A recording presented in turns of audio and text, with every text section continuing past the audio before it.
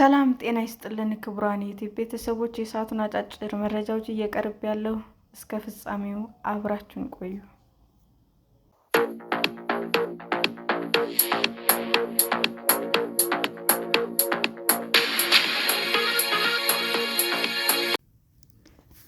በጣሊያን ተራራ በሺዎች የሚቆጠሩ የዳይኖሰር የእግር ዱካዎች ተገኙ።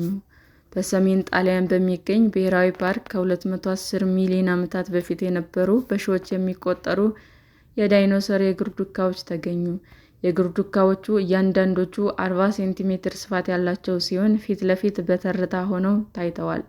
አብዛኞቹ የእግር ዱካዎችም በግልጽ የጣታቸውና የጥፍራቸው ቅርጽም ያሳያሉ።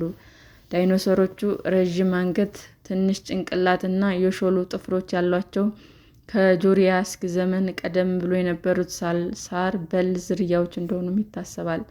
በሚላን ተቀማጭነታቸውን ያደረጉትና ስለ እንስሳትና እፅዋት ቅሪተ አካል የሚያጠኑት ክሪስቲያኖ ዳል ሳሶ በምኖርበት አካባቢ እንዲህ አይነት አስደናቂ ግኝት አገኛለሁ ብዬ አስቤ አላውቅም ብለዋል። ባለፈው መስከረም ወር አንድ ፎቶ አንሺ በሰሜን ምስራቅ ሚላን በሚገኘው ስቴልቪዮ ብሔራዊ ፓርክ ተራራ ላይ በመቶዎች የሚቆጠሩ ሜትሮች የሸፈኑ ዱካዎችን በፎቶዎች አሳይቶ ነበረ።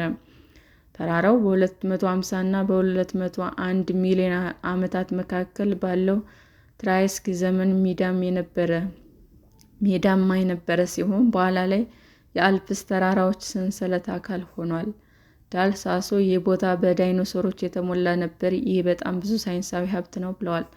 ጨምረውም ዳይኖሰሮቹ በመንጋ ይጓዙ እንደነበር ጠቅሰው ልክ ራሳቸውን ለመከላከል ሲሉ በቡድን እንደሚሰባሰቡ እንስሳት አይነት ባህሪ እንዳላቸው ዱካዎች እንዳመለከቱ ገልጸዋል። 10 ሜትር የሚደርስ ርዝመት ሊኖራቸው የሚችል ከጁራሲክ ዘመን ቀደም ብሎ የነበሩ እነዚህ ዳይኖሰሮች በሁለት እግራቸው ሲራመዱ የነበረ ሲሆን በአንዳንድ ሁኔታዎች ከእግር ዱካዎች ፊት ለፊት የእጅ መዳፋቸው ምልክትም ተገኝቷል። ይህም ጉዟቸውን ገትተው መሬት ላይ ማረፋቸውን ያሳያል።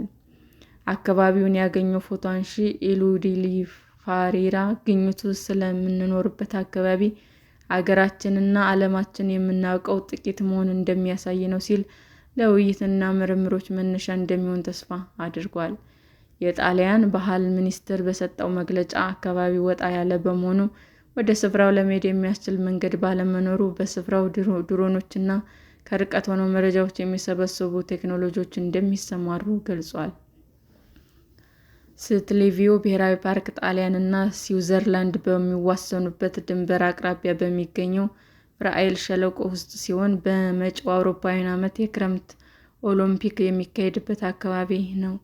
ታሪክ ራሱ ለታላቁ ዓለም አቀፍ የስፖርት ዝግጅት ክብር ለመስጠት የፈለገ ያህል ነው ያለፈውንና የአሁኑን በማጣመር በተፈጥሮና በስፖርት መካከል ያለው ግንኙነት የሚያሳይ ነው ሲል የባህል ሚኒስቴር የክስተቱን ግጥምጥሞሽ ገልጾታል። ሰላም ጤና ይስጥልን ውድ የዩቲዩብ ቤተሰቦቼ እንዴት ናችሁ? አዲስ ጀማሪ ነኝና ሰብስክራይብ ያደረጋችሁ አበረታቱኝ። አመሰግናለሁ። የዩቲዩብ አድማጮቻችን ለሰዓቱ ያቀረብኩላችሁ አጫጭር መረጃዎች ይህንን ይመስል ነበር። በሌላ መረጃ እስክንገናኝ ሼር፣ ላይክ፣ ሰብስክራይብ እንዲሁም ቢቀርብልን የምትሉት መረጃ ካለ ኮሜንት እያደረጋችሁ ቸር ቆዩን።